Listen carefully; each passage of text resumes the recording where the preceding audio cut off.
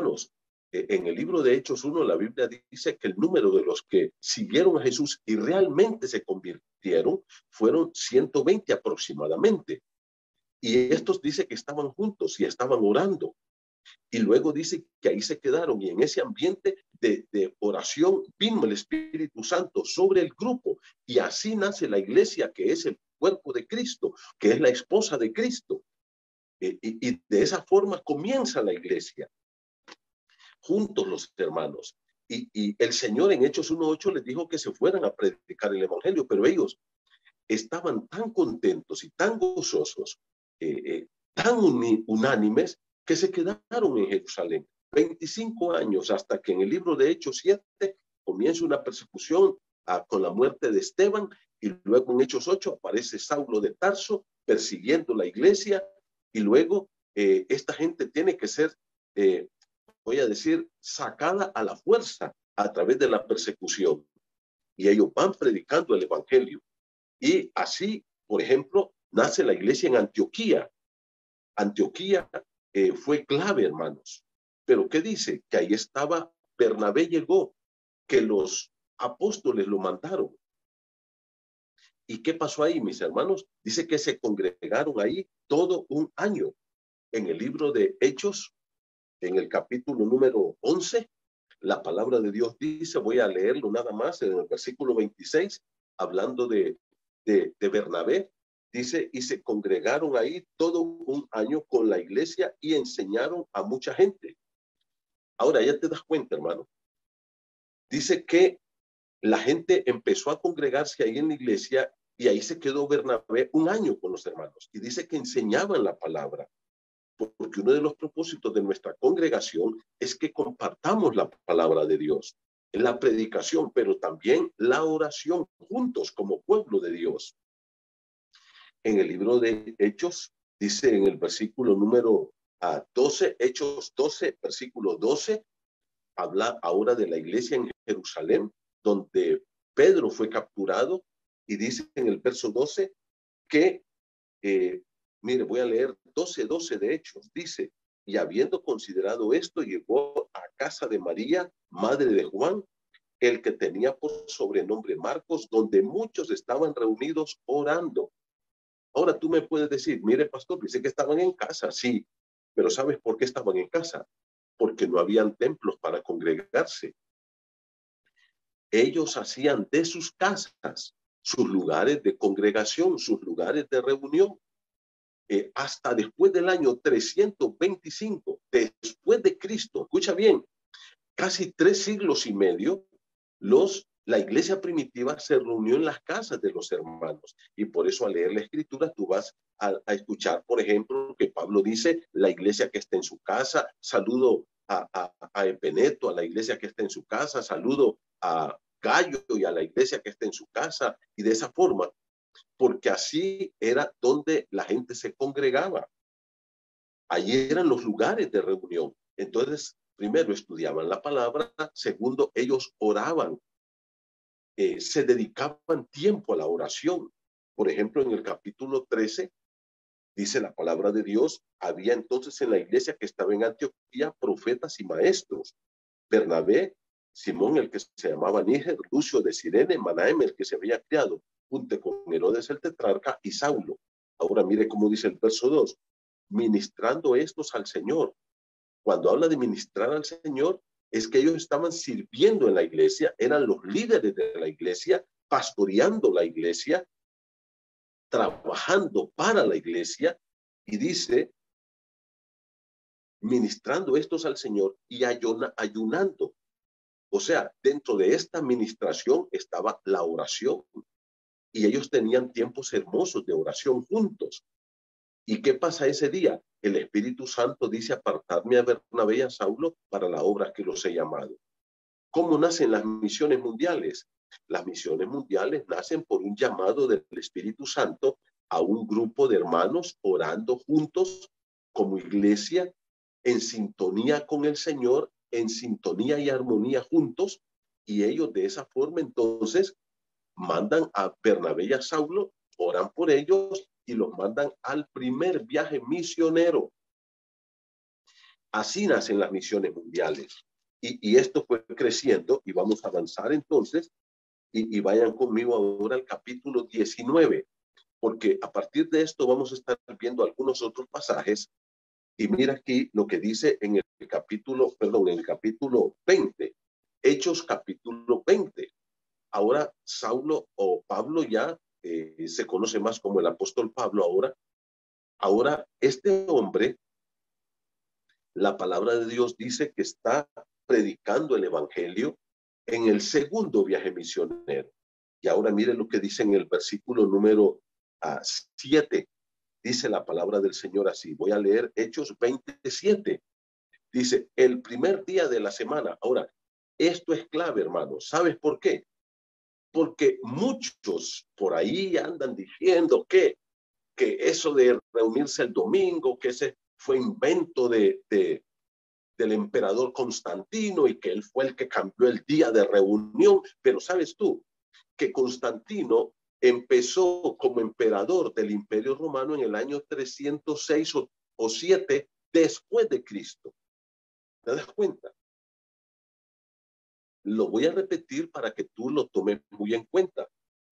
Constantino comenzó como emperador más o menos en el año 306 o 307 después de Cristo.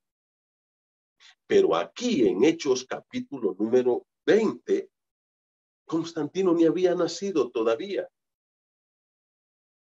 Ni había nacido Constantino. Es la iglesia apostólica todavía. Aquí los apóstoles son los que están llevando el trabajo pastoral de la iglesia. Claro, ya la iglesia había crecido y habían establecido ancianos, pastores, para trabajar en las iglesias. Pero realmente el liderazgo que Dios tenía todavía en este tiempo eran los apóstoles. Pero mira, dice en el versículo número 7, el primer día de la semana. Hermano querido, cuando Cristo resucitó, la Biblia dice que Cristo resucitó el primer día de la semana, el domingo. Y ahí es cuando esto se cambió, porque la iglesia no celebra el pacto mosaico, la iglesia está celebrando el nuevo pacto que fue inaugurado con la muerte y la resurrección del Señor Jesucristo. En el libro de Jeremías 31:31, Dios promete y dice, yo voy a hacer un nuevo pacto con la casa de Israel para todas las naciones. Ahora, ¿qué dice Jeremías 31? Dios promete que va a establecer un nuevo pacto. Y mira, aclara, no como el pacto que hice con sus padres el día que los tomé para sacarlos de la tierra de Egipto. Dice, voy a hacer un pacto diferente. ¿Y qué es eso del nuevo pacto? Sabes que este nuevo pacto se vuelve a mencionar en las palabras del Señor Jesucristo en el libro de Lucas capítulo 22. El Señor está con sus discípulos celebrando la Pascua, o lo que nosotros llamamos ahora la primera Santa Cena, donde Él instituye este rito que debemos de practicar, la Santa Cena, y levanta la copa y le dice a sus discípulos, los 12 que están ahí con Él, esta es la sangre del nuevo pacto que por vosotros es derramada. Ahora, ¿qué es lo que dijo Jesús? Saben, el nuevo pacto va a comenzar en unas pocas horas. Y esta sangre representa ese nuevo pacto que yo voy a derramar por ustedes. La sangre de Cristo que fue derramada en la cruz, cuando Él muere en la cruz, es sepultado y al tercer día, el primer día de la semana, el Señor resucitó. Y fíjate que después no se vuelve a hablar de este nuevo pacto hasta que el apóstol Pablo escribe su segunda carta a los Corintios en el capítulo 3, 4 y 5. Y luego, más o menos por ahí del año 68, cuando se escribe la carta a los hebreos. Entonces, esos son los pasajes que nos hablan del nuevo pacto y en ellos se aclara que el nuevo pacto, mi hermano, es el evangelio. Ese es el nuevo pacto, es el evangelio. Ahí está claramente en 2 de Corintios, capítulo 3, capítulo 4, en el libro de Hebreos. El nuevo pacto es la muerte, sepultura y resurrección de Cristo para la salvación del ser humano. Y nosotros entonces, cada primer día de la semana, nos reunimos para adorar y dar gloria a ese Rey que dio su vida por nosotros, que murió en la cruz de una forma cruel, violenta, dolorosa, inhumana, pero que por su amor nos sostuvo, se sostuvo en la cruz para traernos salvación. Y él, dando su vida hasta la muerte, compró a los muertos para darnos vida. Hermoso, ¿no es cierto? Cristo dio su vida hasta la muerte para que nosotros, estando muertos, ahora tengamos una nueva vida con Cristo. ¿Qué encontramos aquí? Que la iglesia entonces dejó de guardar el sábado, y eso ustedes lo pueden leer en el libro de, por ejemplo, a Hechos 15, cuando habla de guardar la ley, de empezar a que querían imponer el rito de la circuncisión en la iglesia. Y ahora, ¿cuál es el punto, mi hermano? Dice que este rito de la circuncisión, los apóstoles dijeron, eso no lo podemos tolerar, aceptar, porque el nuevo pacto, que es el evangelio, es completamente diferente. Y por eso la iglesia comenzó a reunirse el primer día de la semana. ¿Por qué tenemos que ir a la iglesia? Porque vamos a celebrar la victoria de Cristo, porque en la iglesia juntos, todos los perdonados, todos los salvos, celebramos la victoria de nuestro Señor Jesucristo. ¿Sabes que cuando Cristo murió en la cruz, Él fue el ser que con ese acto que supuestamente era un acto débil, era un acto cruel, era un acto de derrota, porque lo matan en la cruz? Con ese acto, el Señor obtuvo las victorias más maravillosas y grandes para la salvación de nuestra alma. Uno, en la cruz, el Señor Jesucristo derrotó el pecado. Por eso el pecado ahora no tiene poder, aunque está en nosotros, pero ya no somos esclavos del pecado. Ya no tiene ese poder que tenía antes de dominarnos y de gobernarnos. Segundo, en la cruz el Señor Jesucristo derrotó a Satanás, que era el enemigo más terrible y temido. Pero no solamente derrota a Satanás, sino que en tercer lugar derrotó el mundo con todos sus placeres y deseos. Por eso Pablo dice que en la cruz el mundo me he crucificado a mí, yo al mundo. Cristo es sepultado y la última victoria del Señor es sobre la muerte, el día de su resurrección. Entonces Cristo en la cruz y en su resurrección derrotó al pecado, derrotó al diablo, derrotó al mundo y derrotó la muerte. Y nosotros, cada primer día de la semana, celebramos la victoria de nuestro Señor Jesucristo. Lo adoramos, lo exaltamos, le cantamos. No te dejes engañar de gente que anda diciendo, no, es que mire que quien cambió eso fue Constantino, que mire que Constantino fue el que metió esto del domingo en la iglesia, que tenemos que volver al día sábado. Eso no es cierto. Eso es, y lo creen aquellas personas que no leen, que no estudian, que no ven la palabra de Dios.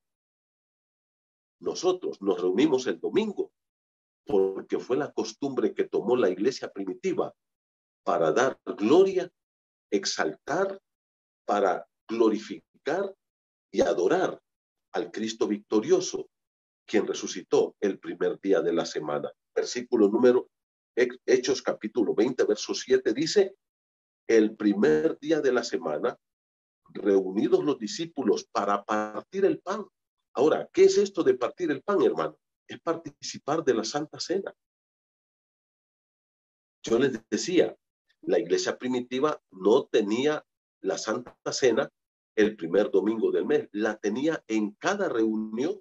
Para ellos eso era una fiesta y en cada reunión ellos recordaban la muerte y la resurrección de Cristo. Por eso la palabra de Dios dice, y Cristo nunca puso un día para que nosotros celebremos la Santa Cena. Él dijo, todas las veces que comiereis este pan y bebiereis esta copa, no importa el día ni la hora, la muerte del Señor anunciáis hasta que Él venga. Nosotros, por acuerdo y decisión de nosotros en la iglesia, la tenemos el primer domingo de cada mes. Pero no habría problema si la tuviéramos todos los domingos. No habría problema si la tuviéramos en cada reunión. Los hermanos de la iglesia primitiva en cada reunión tenían la Santa Cena y hacían no solamente la cena del Señor, la Santa Cena, recordando la muerte y la resurrección de Cristo, sino que hacían lo que ellos llaman y lo que Judas llama ágapes. Los ágapes, hermanos, eran fiestas de amor, donde la gente comía, y lo vamos a ver porque ya lo mencioné la vez pasada, pero quiero que lo miremos acá. Pero mire lo que dice la Escritura. El primer día de la semana, reunidos los discípulos para partir el pan, Pablo les enseñaba habiendo de salir al siguiente día y alargó su discurso hasta la medianoche. Entonces, aquí tenemos otro evento. Primero, ¿por qué eran las reuniones? Porque necesitábamos estudiar la palabra y aprender de la exposición de la palabra de Dios como cuerpo de Cristo, unidos en una reunión. Luego, ¿qué? Orar, tener tiempo de oración unos por otros, por las necesidades, por la iglesia, por el país, por ejemplo, estas guerras que están habiendo, que tenemos que orar mucho por esto, hermano, y no solamente orar, sino estar alerta. ¿Sabes por qué? Porque ahorita están sonando tambores de guerra universal. Hermano, hay que tener mucho cuidado y no es tiempo de dormir. Ya es tiempo de estar a la expectativa de que Cristo puede venir por su iglesia para llevarnos a la casa del Padre. Ahora, la palabra de Dios nos dice acá que no solamente era la palabra, la oración, la comunión de la Santa Cena, que la compartían como cuerpo de Cristo todos juntos. Ven cómo van agregándose elementos a nuestras reuniones, porque esa es parte de esto. Y habían otros elementos que entraban ahí. Mira, en estos últimos años, especialmente, y lo voy a mencionar así, con la aparición del señor Marcos Witt, por ejemplo, que fue una de las personas que vino y trajo un cambio en la adoración, la presencia de este caballero cuando comenzó con sus conciertos en los estadios y nos introdujo por ahí por los 90 una nueva forma de adoración, con nuevos cantos, cuando se liberaron los cultos de la solemnidad que deben de tener, y empezó ya silbidos y gritos y brincos y todo esto que ahora se practica en las iglesias. Empezó un tiempo, hermano, donde el periodo de canto era de 1 hora, de 1 hora y media, y el periodo de estudio de la palabra de 10, 15 minutos. Y eso fue trayendo un debilitamiento a la iglesia. Porque lo más importante del culto, hermano, y por favor, aprendamos esto, no es el canto. Lo más importante del culto, hermano, es la palabra, es la exposición de la palabra, es el estudio de la palabra. Yo no estoy en contra de que nosotros cantemos, pero si ustedes leen la Escritura, muy poco se habla del canto, y especialmente en el Nuevo Testamento. Fíjate que, por ejemplo, en Mateo, Marcos, Lucas y Juan, solo una vez se menciona el canto, que fue después de la Santa Cena, que dice, y cantaron el himno y salieron. Si ustedes leen el libro de Hechos, si ustedes leen las epístolas, muy poca referencia hay al canto. Pero ahora se ha hecho del canto toda un tiempo prolongado, y mucha gente en muchos grupos, y no es que estoy juzgando, solo estoy hablando de lo que está pasando, están brincando y saltando y cantando y haciendo todos estos actos. Y cuando llega el momento que se les dice, y mire qué interesante, y ahora lo más importante, la palabra, esa gente está agotada después de haber trabajado todo el día, esa gente está cansada y se sientan y muchos de ellos ni ponen atención al mensaje de la palabra. Hermano, lo más importante del culto no es el canto, es la palabra, es la exposición de la palabra, es predicar la Biblia y hacerlo de manera expositiva, aclarando el texto, explicando el texto, interpretando correctamente el texto y aplicando el texto correctamente a la vida de los hermanos.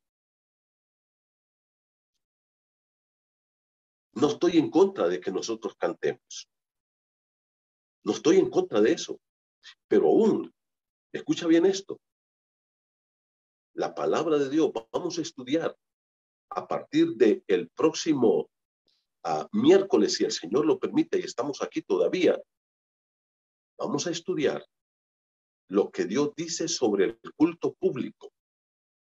Porque muchas personas creen que la Biblia no dice nada y que el culto público debe ser como a mí me da la gana. Y si yo quiero, y muchas iglesias han hecho del culto público un espectáculo, un entretenimiento,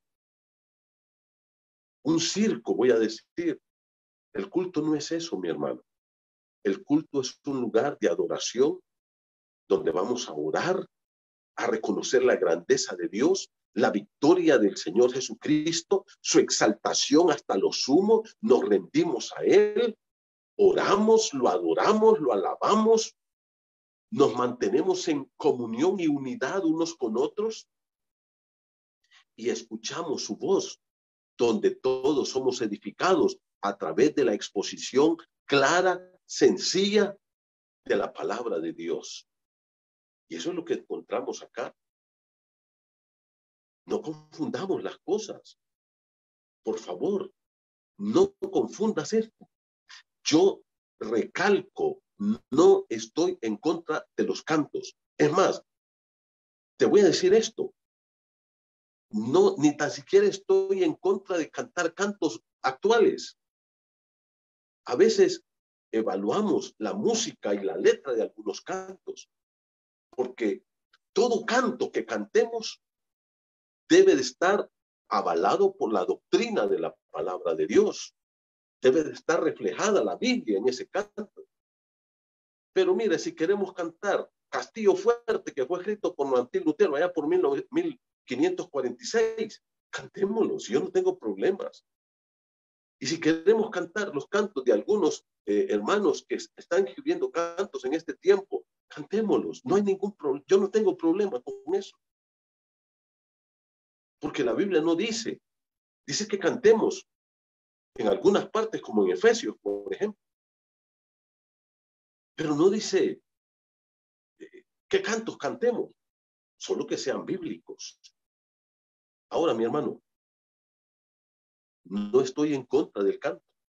Me gusta cantar, me gusta adorar. Yo a veces me pongo a escuchar algo de música cristiana. ¿Ah? A veces en la mañana, cuando me levanto, después de que ya oro y leo la palabra y vengo ahí a comer con mi esposa, yo pongo una música cristiana para estar escuchando y cantos hermosos, lindos, con una gran letra que nos inspiran y nos ayudan a pensar en Dios, en su amor, su grandeza. Y está bien, no estamos en contra de eso, pero no hagamos del canto el centro de nuestro culto. Cristo es el centro del culto y su palabra debe ocupar un lugar primordial en nuestras reuniones. Su palabra debe ocupar un lugar en nuestras reuniones. Así es que esa es parte central. Por tanto, oración, compartir el pan, la Santa Cena, la adoración al Rey, a través de cantos espirituales, como dice Pablo, y la exposición de la palabra. Juntos como iglesia. Juntos como iglesia. Y para concluir ahora, hermanos, yo quiero que vayan conmigo, por favor, algunos pasajes de 1 Corintios. Solamente voy a leer algunos de ellos porque hice algunos pequeños comentarios de esto la vez pasada, pero quiero retomarlos. Yo quiero que vayan conmigo a 1 Corintios. Mira, como parte de este culto y parte de nuestras reuniones que tenemos, y este es uno de los, ¿cómo te dijera yo? De las cosas más difíciles que no hacemos, y es ver las cuestiones de pecados en la vida de nuestros hermanos. Mira, el culto y algunas de nuestras reuniones deberían estar enfocadas en ayudar a nuestros hermanos de manera muy directa y particular. 1 Corintios 5. El apóstol Pablo aquí habla de un hermano en la iglesia de Corinto que estaba cometiendo un pecado de incesto. Estaba teniendo relaciones sexuales, probablemente era con su madrastra. Aquí él dice que era la mujer de su padre. Vaya conmigo a 1 Corintios capítulo 5, por favor. Mira lo que dice el verso 1. De cierto se oye que hay entre vosotros fornicación. Aquí la palabra es pecado sexual. Y tal fornicación y tan grande es ese pecado sexual que ni aún se nombra entre los gentiles. Los gentiles aquí, mi hermano, son los impíos, la gente que no conoce a Cristo. Y Pablo dice, mire, ustedes están sabiendo que ese hermano está en ese pecado, ustedes saben que lo está cometiendo, y él está ahí en medio de ustedes y todos toleran eso. Y eso no está bien, dice Pablo. ¿Sabes por qué? Porque el pecado contamina la iglesia. No importa qué pecado sea. Pero qué difícil es esto, ¿no es cierto? Mira lo que dice Pablo, que se haga. Versículo número 4. En el nombre de nuestro Señor Jesucristo, reunidos vosotros. Mira, como iglesia, reunirse, dice Pablo, y tratar ese asunto. ¿Te acuerdas lo que dijo el Señor Jesucristo en el libro de Mateo, capítulo 18? Mira, el Señor menciona 2 veces la iglesia en el libro de Mateo. La primera vez lo hace en el libro de Mateo, capítulo 16, cuando por primera vez menciona la iglesia. Y la menciona por segunda vez en Mateo 18, cuando habla del pecado de un hermano. Y dice que si tu hermano tiene algo contra ti, ve y habla con tu hermano. Si te oyere, escucha esto, ya lo ganaste. O sea, si este hermano está cometiendo un pecado y tú vas y lo confrontas y hablas con él en amor, con humildad, Pablo lo dice en Gálatas 6:1, si alguno es sorprendido en alguna falta, vosotros que sois espirituales, restauradle con espíritu de mansedumbre. ¿Qué dice la Escritura? No podemos estar tolerando el pecado en la iglesia. Y el Señor da los pasos que tenemos que dar. Mateo 18 dice, primero ve porque tú sabes de ese pecado. Fíjate que ni tan siquiera dice, ve a hablar con el pastor y cuéntale. No, dice, ve con el hermano, habla con él. Si no te oye, entonces ve con 2 hermanos más, para que en boca de 2 o 3 testigos conste toda palabra. Y escucha lo que dice. Y si no los escucha a ellos, dilo a la iglesia. ¿A dónde? En la congregación. De tal forma que este hermano pueda ser exhortado, confrontado y restaurado. Pero qué difícil es hacer eso, ¿no es cierto? Y se lo digo, hermanos, yo tengo que 50 años de ser cristiano, de ir a las iglesias. Yo jamás he escuchado eso. A lo más que he llegado es escuchar o incluso a decir, mire, tal hermano cometió este pecado y ha sido confrontado y hablamos con él y se le va a poner una disciplina. Él ya no puede servir hasta que esté restaurado. Pero de ahí no pasamos. Pero no es eso lo que dice la Escritura que hagamos. La palabra de Dios dice en 1 Corintios 5:4, en el nombre de nuestro Señor Jesucristo, reunidos vosotros y mi espíritu, con el poder de nuestro Señor Jesucristo. ¿Ya se dieron cuenta? En esa reunión, dice Pablo, primero es en el nombre de Cristo, con la presencia de Cristo. Cristo lo dijo en el libro de Mateo 18, donde están 2 o 3 congregados en mi nombre, yo estoy ahí con ellos. Y ahí en Mateo 18 el Señor está hablando específicamente de la disciplina en la iglesia, de cuidar la santidad de la iglesia. Y por eso la reunión es importante, porque ahí somos confrontados por la palabra de Dios para vivir en santidad.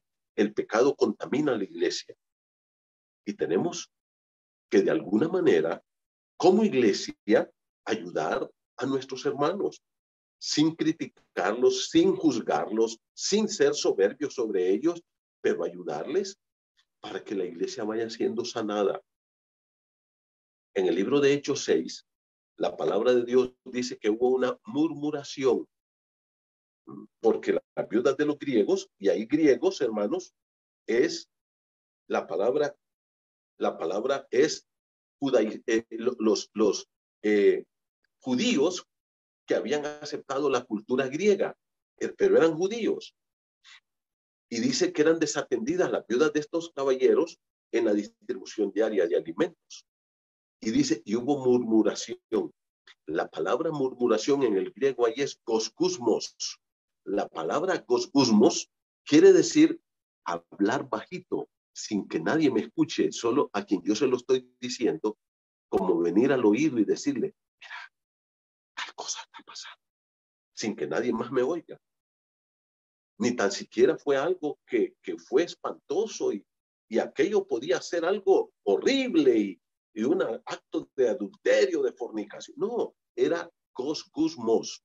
¿Qué quiere decir? Hablar suave, pero con mala intención. Hablar suave con mala intención. Y dice, y los 12, que eran los líderes, los apóstoles, convocaron a la multitud de los discípulos. Hubo una reunión y les dijeron, señores, aquí hay un pecado y no podemos nosotros tolerar esto. Esto tenemos que resolverlo. Y ahí aparecen los primeros 7 diáconos de la iglesia primitiva. ¿Qué hubiera ocurrido si eso, los apóstoles hubieran dicho, no, así es una murmuración, hombre, eso no es nada? ¿Cuántos chismes nos han destruido las iglesias? Pero nosotros no confrontamos estos pecados y los toleramos en la iglesia. ¿Y qué pasa, hermanos?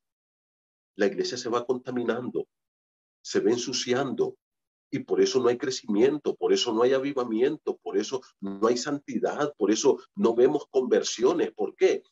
Porque todavía hay mucho pecado en nuestras vidas y pecados que no se confrontan. Entonces, ¿qué encontramos aquí? Que también la congregación debe cuidar la santidad de toda la iglesia en términos generales. Ustedes deben de cuidar mi santidad y confrontarme si yo soy tan humano como ustedes. Y yo también lo hago con ustedes. Me he reunido, he platicado con hermanos, estamos trabajando con parejas, con familias, con hermanos en particular. ¿Por qué, mis hermanos? Porque es parte de nuestra congregación. ¿Qué dice la palabra? Reúnanse. Mire el versículo 4, reunidos vosotros con la autoridad de Cristo y su presencia ahí, porque cuando estamos reunidos, la presencia de Cristo se manifiesta de una forma muy particular y muy especial. Así que es importante que nosotros hagamos esto. Y concluyo con lo que dice el libro de 1 Corintios capítulo 11, de nuevo hablando de la Santa Cena. Este pasaje normalmente se lee el domingo que tomamos la Santa Cena, o ahora que estos miércoles últimos que hemos tenido. Ahora, ¿qué dice la Escritura? Mire conmigo el 11:17, 1 Corintios 11:17. Dice, pero al anunciaros esto que sigue, no os alabo porque no os congregáis para lo mejor, sino para lo peor. Ya se dieron cuenta. Esta iglesia tenía la costumbre de congregarse. Y Pablo lo dice, y la palabra congregáis habla de algo que estaban haciendo permanentemente. Ahora, aquí habla de 2 cosas, dice lo mejor y lo peor. Ahora, ¿qué es lo mejor para congregarnos, hermano? Primero es congregarnos. Segundo, hacerlo con amor. Mire, lo vamos a ver en 1 Corintios 12, que vamos a empezar a estudiar el próximo miércoles. 12, 13 y 14. Vamos a estudiar estos 3 capítulos, no detalladamente, versículo por versículo, pero vamos a tomar los elementos de nuestras reuniones para que ustedes miren qué fantástica la reunión de los santos.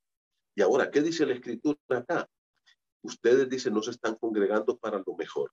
Mira, cuando nosotros llegamos, por ejemplo, el domingo por la mañana, y puedo ver a nuestros queridos hermanos sugieres tomando la temperatura y echando alcohol, y después que termina la reunión, poder ver a los sugieres echando líquido en las sillas y limpiando.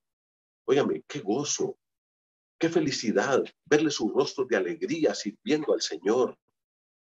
Congregarse para lo mejor es congregarse para adorar a Dios, para servirle, para adorarle, para orar, para expresar nuestro amor a Él como cuerpo de Cristo, para oír su voz a través de su palabra. Y hermano, eso es lo mejor.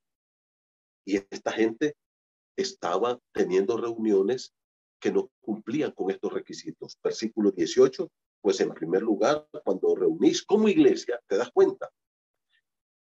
O sea, ya hay una expectativa aquí en la Escritura que debe haber una reunión como iglesia. Y si tú eres parte de esta iglesia, yo te invito para que tú vengas y que vengas a lo mejor, a la adoración, a la exaltación, a la oración, al amor unos con otros, a animarnos, a servirnos, a edificarnos con la palabra.